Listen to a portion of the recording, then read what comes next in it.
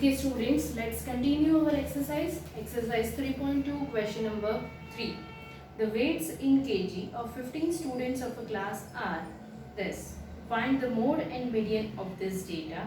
Is there more than one mode? यहाँ पर हमको मोड और मीडियन फाइंड आउट करना है डेटा में से और चेक करना है कि मोड एक है या ज़्यादा है. I have written the data first.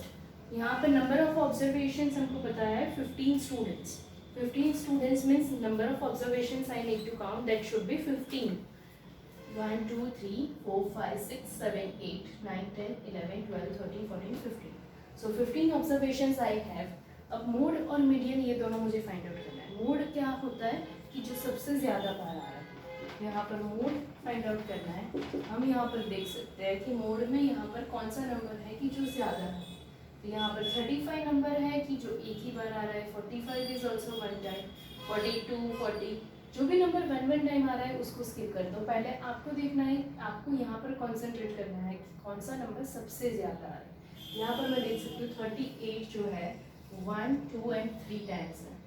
43 जो है वो 1, 2 एंड 3 टाइम्स है. 38 एंड 43 ये दोनों नंबर्स है वो ज़्यादा बार आ रहे हैं, 3 टाइम्स आ रहे हैं. बाकी के नंबर्स हैं वो आइदर 1 टाइम और 2 टाइम्स, उससे ज़्यादा नहीं आ रहे. So mode is equal to 38 and 43. Now median of the data. Median find out करने के लिए फर्स्ट क्या करना पड़ेगा, डेटा को अरेंज करना पड़ेगा. असेंडिंग ऑर्डर या तो descending order. I am arranging in ascending order. Ascending order means smaller to bigger. यहाँ पर smaller number जो है smallest 32 है. 32 से start करते हैं. 32, then 35, 36, 38. 38 is 3 times. So 3 times I need to write 38. Then 40, 42, 43 again 3 times. 1, 2 and 3 times 43 आएगा. 43 के बाद हमारे पास नंबर है 45, देन 47. अब चेक करना है कोई भी ऑब्जर्वेशन रह नहीं गया होना चाहिए. 1, 2, 3, 4, 5, 6, 7, 8, 9, 10, 11, 12, 13. और यहाँ पर हम देख सकते हैं कि मैंने 2 ऑब्जर्वेशंस मिस कर दिए क्योंकि यहाँ पर ऑलरेडी 13 हो रहा है, यहाँ पर 15 हो रहा है. तो यहाँ पर आपको भी ऐसे ही चेक करना है कि ऑब्जर्वेशन मिस नहीं हो गया है ना. तो यहाँ पर देखते जाना है कि हमने जो भी लिखा है उसमें से कौन सा ऑब्जर्वेशन मिस हो गया है. So first of all here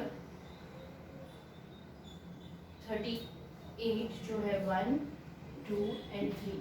1, 2 and 3 times हो गया हमारा. 43 1, 2, 3. 43 भी 3 टाइम्स हो गया हमारा यहाँ पर. उसके बाद हमारे पास है 42 मैंने लिखा है. Yes 42 is also that. So 42 भी आ गया यहाँ पर. 40 is also that. Then 35, 36, 37 missing. So यहाँ पर एक नंबर आएगा 37. ओके इस तरह से हमको मिलेगा हमारी मिस्टेक कहाँ पर है. 45 that is also I have written. 47 is also written. 32 वो भी लिखा हुआ है यहाँ पर मैंने. और 50 लास्ट में रहता है तो यहाँ पर आ जाएगा 50. इस तरह से आपको फाइंड आउट करना है कि आपने कोई ऑब्जर्वेशन मिस किया है या नहीं किया. Okay now total number of observations are 15. 15 minus 1 is 14. 14 को ग्रुप्स में डिवाइड करेंगे तो 7 के ग्रुप्स. 1, 2, 3, 4, 5, 6, 7. 1, 2, 3, 4, 5, 6, 7. सो यहाँ पर मीडियन हमारा क्या हो गया, median is equal to, median क्या है 40. इस तरह से हम फाइंड आउट कर सकते हैं. Is there more than one mode? Yes 2 mode है हमारे पास. So yes there are 2 modes. Question number 4 is find the mode and median of the data. यहाँ पे भी हमारे पास ऑब्जर्वेशंस कम है.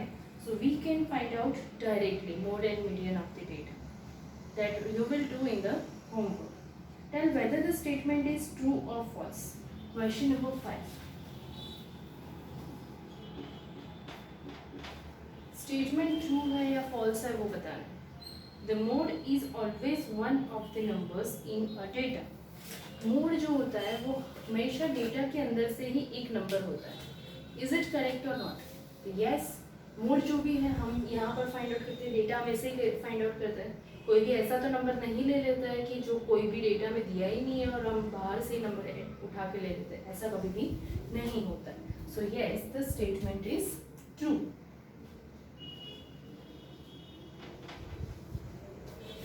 Second, the main is one of the numbers in a data. Main क्या, हमेशा डेटा में से ही कोई नंबर होता है। So it's not compulsory. First of all वो डेटा में से नंबर होता भी है, नहीं भी होता है, कोई भी पॉइंट में भी आता है वो, तो it's not compulsory. So this is false. Third, the median is always one of the numbers in a data. Median क्या, हमेशा एक नंबर इसमें से ही होता है। यस, हम अरेंज करते हैं और उसी में से निकालते हैं, तो ये भी क्या हो गया, true.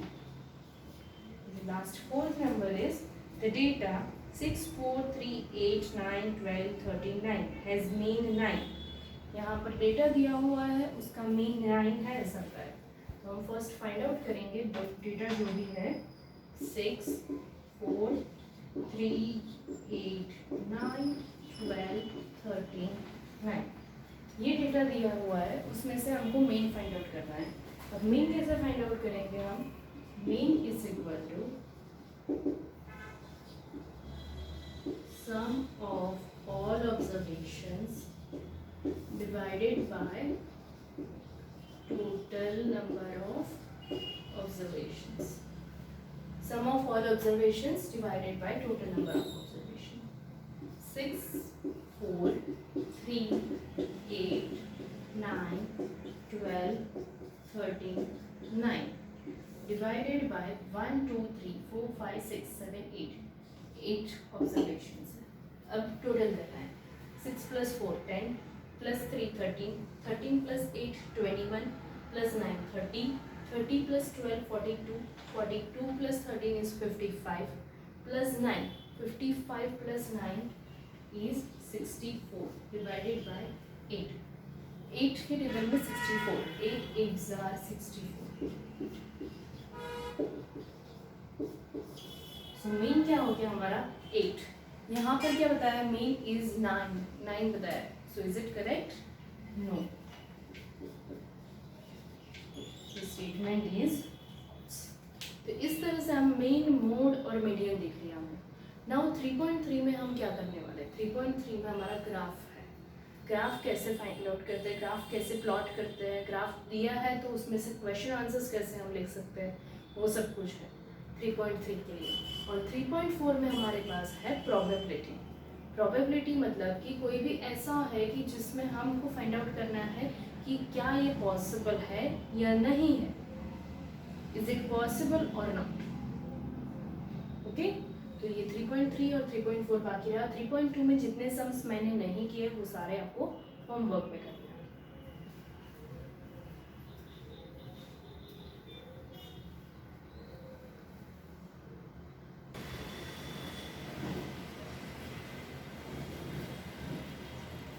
Now students, let's start our exercise 3.4। 3.4 हम क्यों पहले ले रहे हैं, 3.3 बाद में लेंगे, बिकॉज 3.3 में आपको ग्राफ प्लॉट करना है, तो वो एक्सरसाइज हम लास्ट में कर रहे हैं। 3.4 में प्रोबेबिलिटी, चांस एंड प्रोबेबिलिटी, तो वो हम पहले कर रहे हैं। So first of all probability क्या होता है उसके बारे में समझेंगे। तो प्रोबेबिलिटी मतलब कि कोई भी आपका जो भी है उसके कितनी शक्यता है, मतलब वो अगर हो सकता है या नहीं हो सकता है। फॉर एग्जाम्पल ऐसा कुछ नंबर, ऐसा कुछ स्टेटमेंट दिया है, the sun rises in the east, तो yes that is correct. Okay, you can understand कि सन हमेशा ईस्ट में से ही आता है, कभी भी वेस्ट में से आता है नहीं आता। तो ये जो है उसकी प्रोबेबिलिटी क्या होगी, 1 रहेगी। प्रोबेबिलिटी का मतलब है कि वो या तो 0 हो सकती है या 1 हो सकती है, and it can be lies between 0 and 1। 0 1 या तो 0 और 1 के बीच में होता है, उससे ज़्यादा या उससे कम नहीं हो सकता।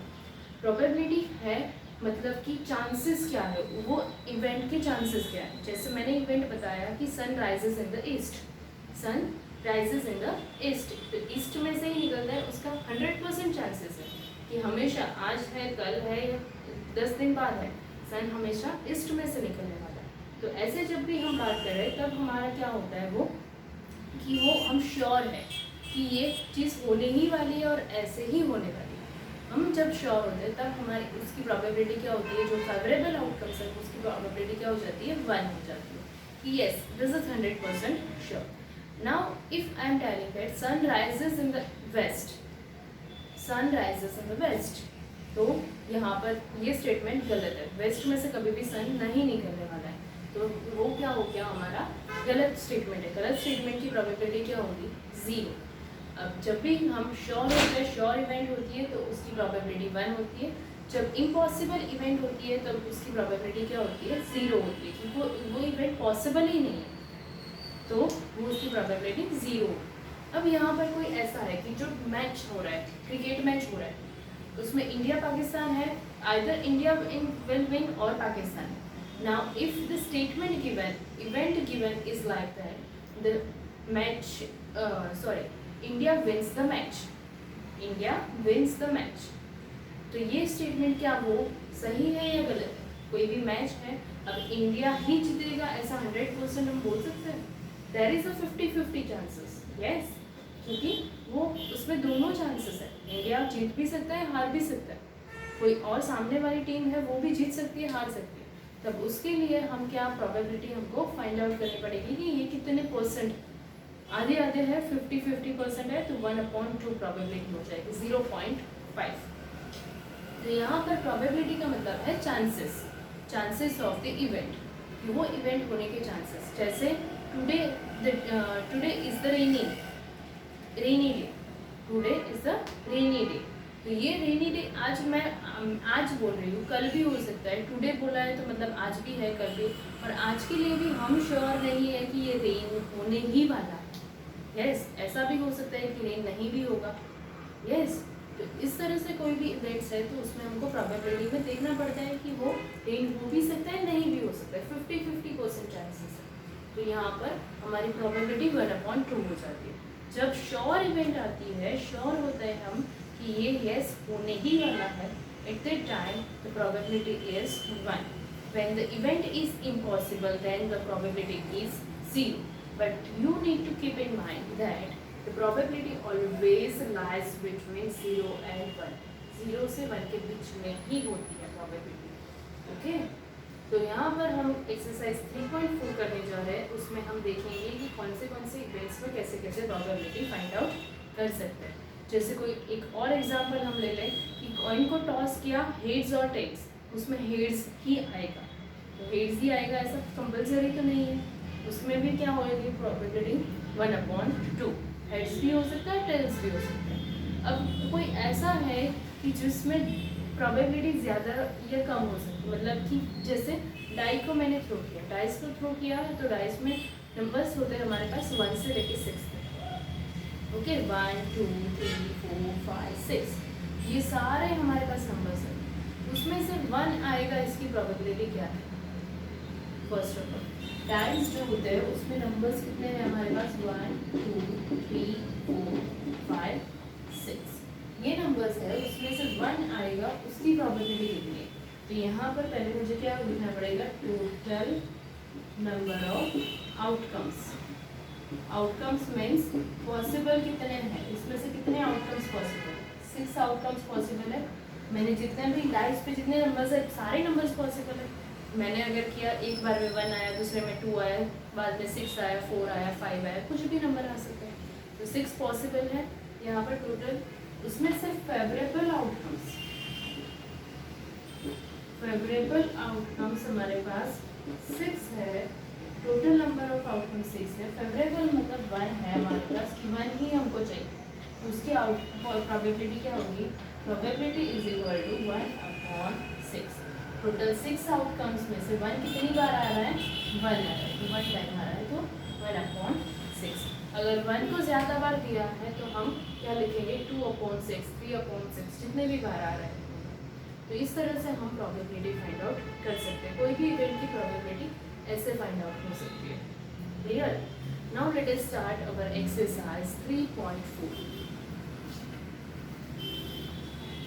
Exercise 3.4, question number 1. Tell whether the following is certain to happen, impossible, can happen but not certain.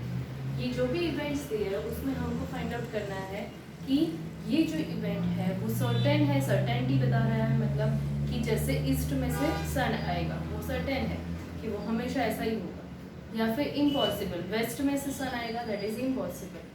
Today is a rainy day that is can happen but not certain, कि ऐसा हो भी सकता है नहीं भी हो सकता है, ऐसा हो भी सकता है लेकिन हम श्योर नहीं है.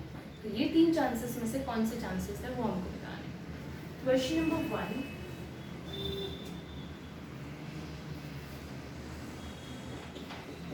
First,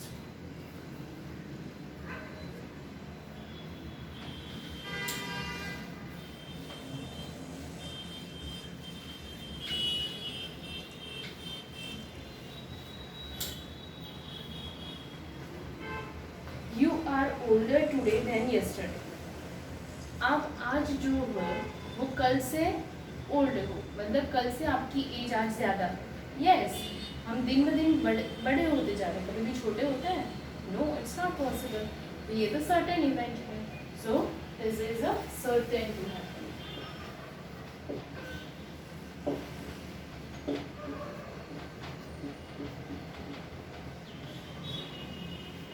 Second, a tossed coin will land heads up. Coin को टॉस किया वो हेड्स ही आएगा. It's possible but not certain. ऐसा हो भी सकता है लेकिन हम श्योर तो नहीं है. So can happen but not certain.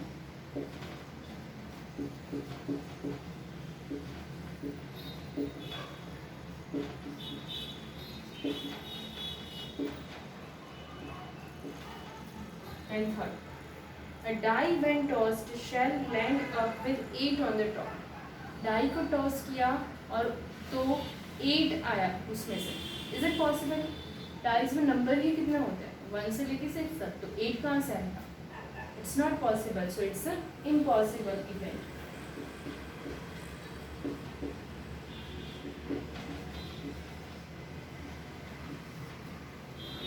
Fourth, the next traffic light same will be green. अब यहाँ पर ऑरेंज भी हो सकती है, रेड भी हो सकती है, ग्रीन भी हो सकती है. तीनों में से कोई भी चांसेस है. अगर रेड होगा तो बाद में ग्रीन आएगा, वो हमको पता है. लेकिन ऑरेंज होगा तो वो बाद में रेड जाएगा, उसके बाद में ग्रीन आएगा. तो ऐसा हम सर्टेनली नहीं बोल सकते. Can happen but not certain.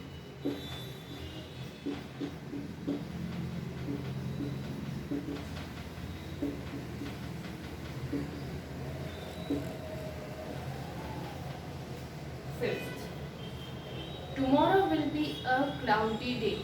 ये भी अगेन वैसे ही हुआ. Can happen but not certain.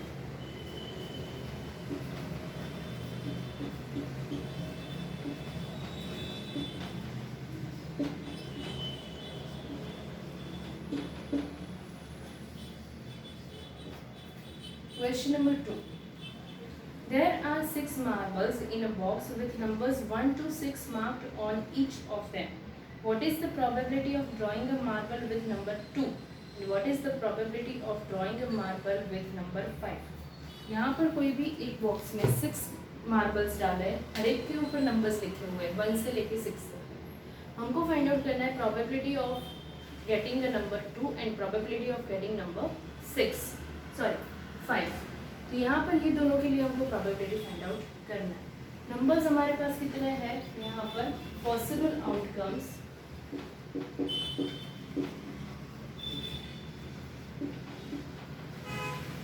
Is equal to 1 2 3 4 5 6. Okay, total number of outcomes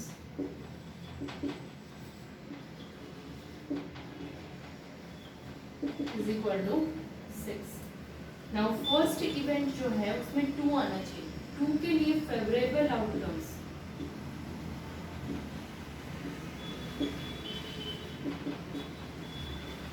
is equal to 1 होते हैं. Favourable outcomes is equal to 2. लेकिन 2 कितने बार आ रहा है? 1. So probability of getting number 2 on the marble is equal to 1/6, क्योंकि 1 time ही आ रहा है 2 और टोटल आउटकम्स कितने हैं 6. सेम वे सेकेंड है probability of getting number 5, that is also 1/6, क्योंकि 5 भी कितनी बार है only 1 टाइम. तो यहाँ पर दोनों की probability क्या आएगी 1/6, 1/6. Question number 3. A coin is flipped to decide which team starts the game. What is the probability that your team will start? आपकी टीम स्टार्ट करेगी गेम, उसकी प्रोबेबिलिटी क्या है? अब कॉइन को टॉस करके हम प्रोबेबिलिटी फाइंड आउट कर सकते हैं कि कौन सी टीम स्टार्ट करेगी गेम. अब वो हो सकता है आपकी टीम हो या तो फिर सामने की टीम हो, दोनों में से कोई भी चांसेस है. यस, तो यहाँ पर प्रोबेबिलिटी क्या होगी? Probability is equal to 1/2. Half half है, 50-50% चांसेस. 50% आपके चांसेस है, 50% अपोजिट टीम के चांसेस है, तो दोनों में प्रोबेबिलिटी हाफ हाफ रहेगी. यहाँ पर हमने एक्सरसाइज 3.4 भी फिनिश किया. नेक्स्ट में हम एक्सरसाइज 3.3 के बारे में समझेंगे. 3.3 में क्या क्या हम कर सकते हैं. क्लियर?